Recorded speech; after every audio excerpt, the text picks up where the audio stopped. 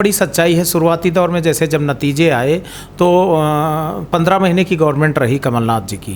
तो जो 15 महीने की गवर्नमेंट रही और उसके बाद जो सिंधिया एपिसोड हुआ भारतीय जनता पार्टी की तरफ उनका स्विच ओवर हुआ और करीब 22-23 विधायक ने सामूहिक इस्तीफा दिया और बीजेपी के फोल्ड में गए और वहाँ सरकार बदल गई। शिवराज सिंह चौहान की जेर क़यादत में वहाँ सरकार बनी भोपाल में। पहले तो मैं आपको धन्यवाद देता हूँ कि आप ये पॉइंट यहाँ उठा रहे हमारे वर्डिक्ट के सेंटर से। तो ये बीजेपी ने किया, मतलब हाँ, भाजपा नो डाउट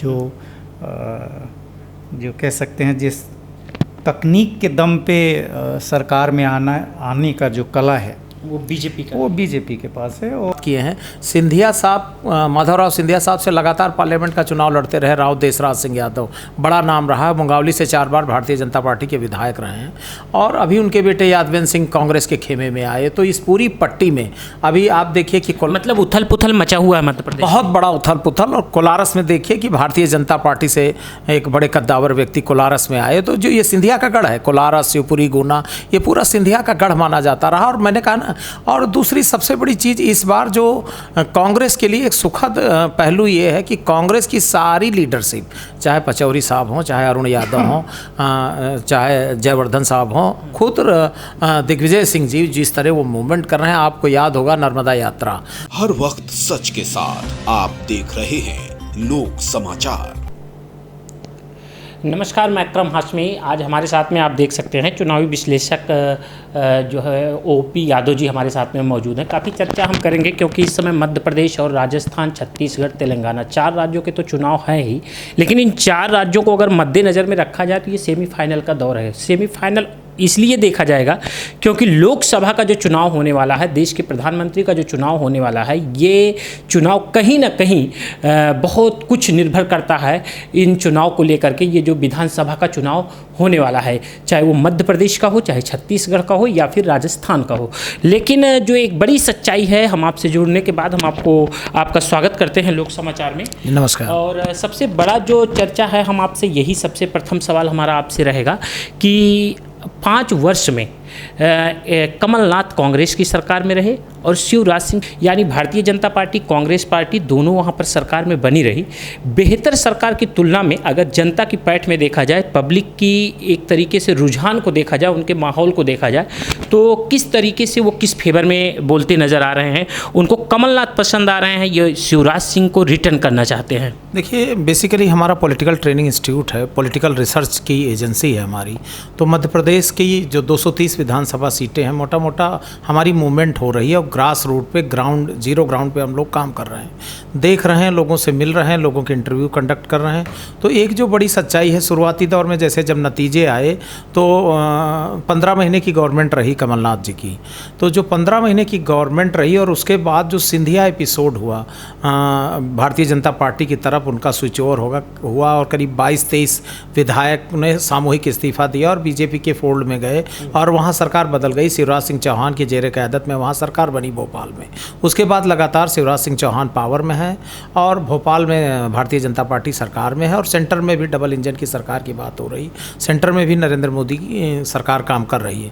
तो जो चुनाव होने जा रहे हैं नवंबर-दिसंबर में, जो चुनाव हैं 3 राज्यों में, भोपाल की बरक्स बात किया जाए तो भोपाल में निश्चित तौर पर मैं मान रहा हूँ कि एक तो जो खासकर ग्वालियर चंबल डिवीज़न है, ये चूँकि सिंधिया के प्रभाव वाला क्षेत्र माना जाता है और बहुत लंबे अरसे से माधवराव सिंधिया का प्रभाव रहा और उसके बाद ज्योतिरादित्य सिंधिया साहब का प्रभाव रहा। तो इस रीजन में, लेकिन चूँकि राघवगढ़ राज परिवार भी यहीं से ताल्लुक़ रखता है, दिग्विजय सिंह मध्य प्रदेश की सियासत के नहीं, देश की सियासत के कद्दावर नेता इसी बेल्ट से ताल्लुक़ रखते हैं और गंगा यमुना से बहुत पानी बह चुका है। तो ग्वालियर चंबल डिवीज़न में एक बड़ा नुकसान हम भारतीय जनता पार्टी का देख रहे हैं। भारतीय जनता पार्टी का नुकसान हो रहा है निश्चित। और नगर निकाय का जब चुनाव हो रहा था तो ग्वालियर में बहुत अच्छा प्रभाव है। सिंधिया का आपने नाम लिया इसलिए मैं चर्चा कर रहा हूँ कि नगर निकाय के जब चुनाव हो रहे थे उस दौर में ग्वालियर उनका एक गढ़ माना जाता है सिंधिया का, लेकिन वहाँ पर भी उनका प्रभाव ना दिखने का कारण क्या मानते हैं आप? देखिए ग्वालियर मेयर की जो आपने बात किया, सिकरवार वहाँ विधायक हैं, भारतीय जनता पार्टी में हुआ करते थे और वो बाद में कांग्रेस के खेमे में बाई इलेक्शन जीत करके आए। उनकी पत्नी मेयर हैं ग्वालियर से।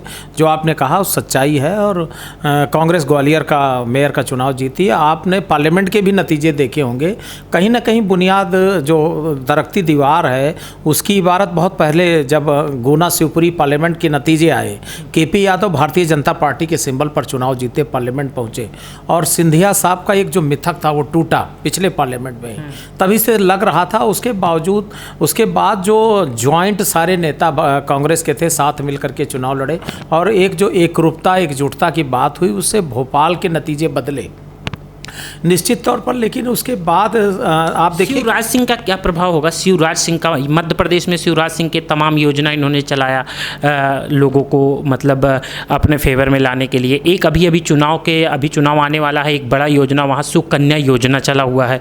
तो इस तरीके का जो योजना चलाया जा रहा है लगभग चुनाव के ठीक 1 साल 9 महीने 10 महीने पहले ये सब योजनाएं चलाए जा रहे हैं। तो इस योजना का प्रभाव कितना पड़ सकता है, इस योजना का असर रहेगा कि नहीं रहेगा। भोपाल ही नहीं पूरे देश में भारतीय जनता पार्टी एक लाभार्थी वोट पर काम कर रही है और उस पर चूंकि अब 9-10 महीने की बात है, अक्टूबर नवंबर में चुनाव होने जा रहे हैं, तो योजनाओं का तो लाभ हर किसी भी पॉलिटिकल पार्टी को किसी भी विचारधारा को मिलता है और वो ज़मीन तक उसके कैसे प्रचार प्रसार उसके कार्यकर्ता करते हैं ये तो दूसरा मौजूद विषय है। लेकिन जो भोपाल की सियासत है, एक तो सबसे बड़ा है कि शिवराज सिंह चौहान भारतीय जनता पार्टी में देखिए अभी कई डेवलपमेंट हुए। जोशी साहब, कैलाश जोशी वहाँ चीफ मिनिस्टर हुआ करते थे, उनके बेटे मंत्री रहे भारतीय जनता पार्टी के और कैलाश जोशी बड़ा नाम भारतीय जनता पार्टी के, उनके बेटे स्विच ओवर कर गए। अभी आप सिंधिया की बात किए हैं, सिंधिया साहब माधवराव सिंधिया साहब से लगातार पार्लियामेंट का चुनाव लड़ते रहे। राव देसराज सिंह यादव बड़ा नाम रहा है, मुंगावली से 4 बार भारतीय जनता पार्टी के विधायक रहे हैं और अभी उनके बेटे यादवेंद्र सिंह कांग्रेस के खेमे में आए। तो इस पूरी पट्टी में अभी आप देखिए कि मतलब उथल पुथल मचा हुआ है मध्य प्रदेश, बहुत बड़ा उथल पुथल। और कोलारस में देखिए कि भारतीय जनता पार्टी से एक बड़े कद्दावर व्यक्ति कोलारस में आए। तो जो ये सिंधिया का गढ़ है, कोलारस शिवपुरी गुना, ये पूरा सिंधिया का गढ़ माना जाता रहा। और मैंने कहा ना, और दूसरी सबसे बड़ी चीज़ इस बार जो कांग्रेस के लिए एक सुखद पहलू ये है कि कांग्रेस की सारी लीडरशिप, चाहे पचौरी साहब हों, चाहे अरुण यादव हों, चाहे जयवर्धन साहब हों, खुद दिग्विजय सिंह जी जिस तरह वो मूवमेंट कर रहे हैं, आपको याद होगा नर्मदा यात्रा, और उस यात्रा ने काफ़ी नतीजे बदले थे पिछले विधानसभा चुनाव के पहले।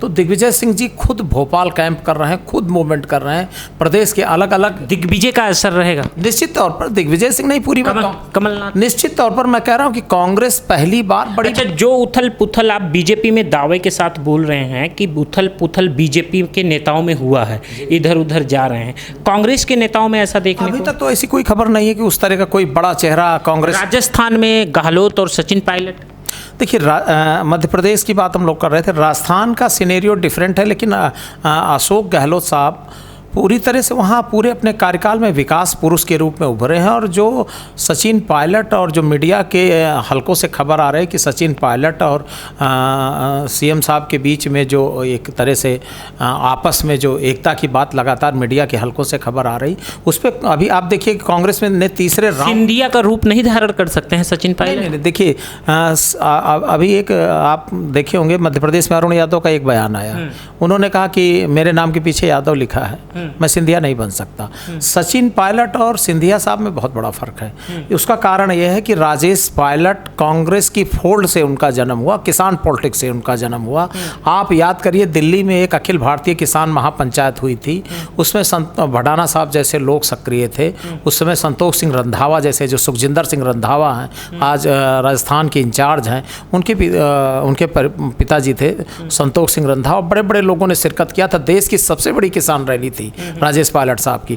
तो और करीब 50 से 60 विधानसभा सेगमेंट ऐसे हैं जहां पर गुर्जर डोमिनेट करता है। और राजस्थान की सियासत कास्ट ओरिएंटेड पॉलिटिक्स में है। मीना की बात करिए कि अहिरवाल में अहिरों की बात करिए, और राजपूत लैंड में जाइए तो राजपूत लैंड की बात, अलग अलग एरिया में जाटों का अपना एक है। और लंबे समय से आप देखिए कि जाट चीफ मिनिस्टर की कुर्सी तक नहीं पहुंचा, तो ये वहाँ के बावजूद वहाँ कास्ट भी है, डेवलपमेंट भी है। और सियासी ताना बाना जो बन रहा जातीय समीकरणों का है, और उसके बावजूद जो काम किया है राजस्थान सरकार ने। और अभी जैसे अभी आप देखिए, अभी हम छत्तीसगढ़ पे बात करने ही जा रहे हैं। छत्तीसगढ़ में आप देखिए कि वहाँ पर टी.एस. सिंहदेव साहब को डिप्टी सीएम बना करके एकोमोडेट कर दिया गया, तो वो जो लंबे समय से चला आ रहा था वो सारी चीज़ें खत्म हो गई।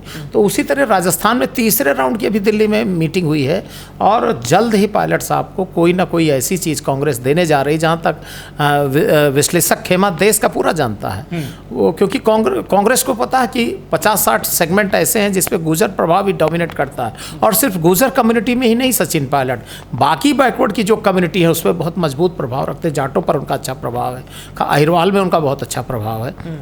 तो कांग्रेस निश्चित तौर पर पायलट पर काम करेगी और उनको ऐसा एकोमोडेट करेगी कि राजस्थान की जनता के लिए भी सुखद होगा।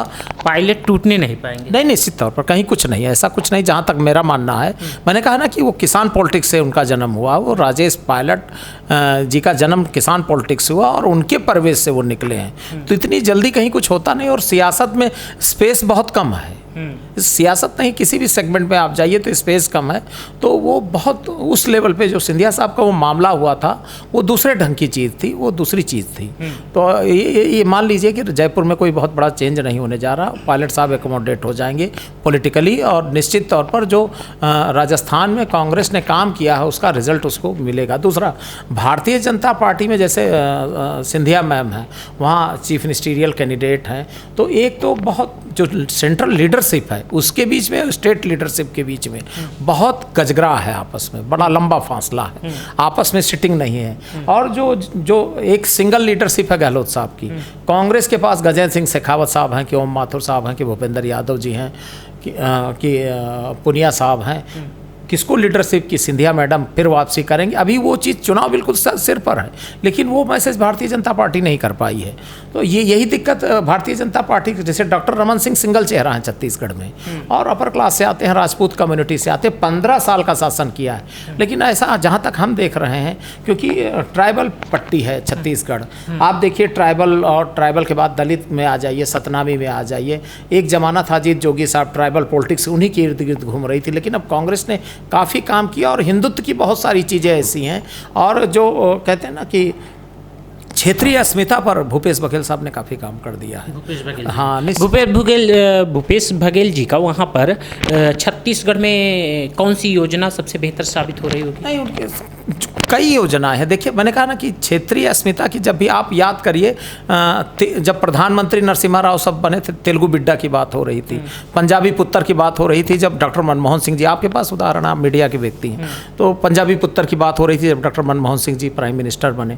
तो क्षेत्रीय अस्मिता की जब बात आती है तो बहुत चीज़ें गौण हो जाती हैं। दूसरी ये चीज़ है कि वहाँ जो जातियों का कम्बिनेशन, जैसे बैकवर्ड की सबसे बड़ी कम्युनिटी है साहू समाज, ताम्रध्वज साहू साहब, वो पॉलिटिकली एकोमोडेट हैं पूरी तरह से।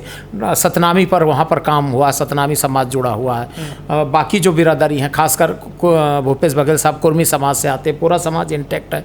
और वो ट्राइबल ओबीसी ओरिएंटेड स्टेट है, और वहाँ पर चूँकि लीडरशिप जो एक्सपांड करनी चाहिए वो भारतीय जनता पार्टी ने उस तक, जबकि ओम माथुर साहब प्रभारी हैं, वो बहुत ज़बरदस्त मेहनत कर रहे हैं, वहाँ भारतीय जनता पार्टी के प्रदेश अध्यक्ष भी बहुत मेहनत कर रहे हैं।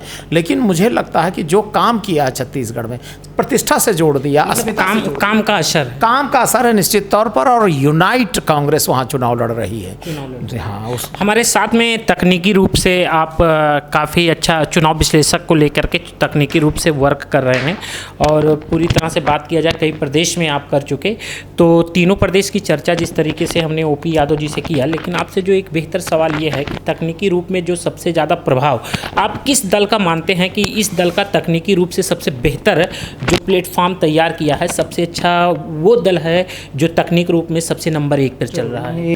तकनीकी की जो बात है वहाँ पे अगर आप मध्य प्रदेश या किसी उससे शुरू करें, मैं मध्य प्रदेश से शुरू करता हूँ। पूरे देश में जो टेक्निकली जो पॉलिटिक्स का जो आया क्रेज, ठीक है, पहले तो मैं आपको धन्यवाद देता हूँ कि आप ये पॉइंट यहाँ उठा रहे हमारे वर्डिक्ट के सेंटर से। तो ये बीजेपी ने किया, मतलब हाँ, भाजपा नो डाउट जो कह सकते हैं जिस तकनीक के दम पे सरकार में आने का जो कला है वो बीजेपी का? वो बीजेपी के पास है, और अभी भी वो बाकी सभी दलों पे भारी है, क्योंकि उसका कारण ये है कि उनका बेस ही वही था।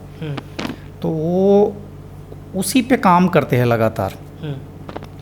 अब होता क्या है कि जैसे कोई चीज़ कोई ओरिजिन कर दे, जैसे आप कोई चीज़ का इजाद कर दें, अगर फिर हम करेंगे तो कॉपी हो जाएगा वो। कॉपी हो जाएगा। तो बाकी दलों ने उसको कॉपी किया, कुछ ने काउंटर किया, बोला ये तो नहीं है, ये हटाओ, तकनीक से क्या होता है, ग्राउंड होना चाहिए। नहीं नहीं, ऐसा नहीं है, ग्राउंड भी होना चाहिए और तकनीक भी होना चाहिए। अब उसमें हुआ ये है कि जैसे बीजेपी का एक लंबा गैप आया है, ठीक है, तो वो तकनीक जो लगातार अप्लाई करते रहे हैं उसका एक डिक्लाइन आया, मतलब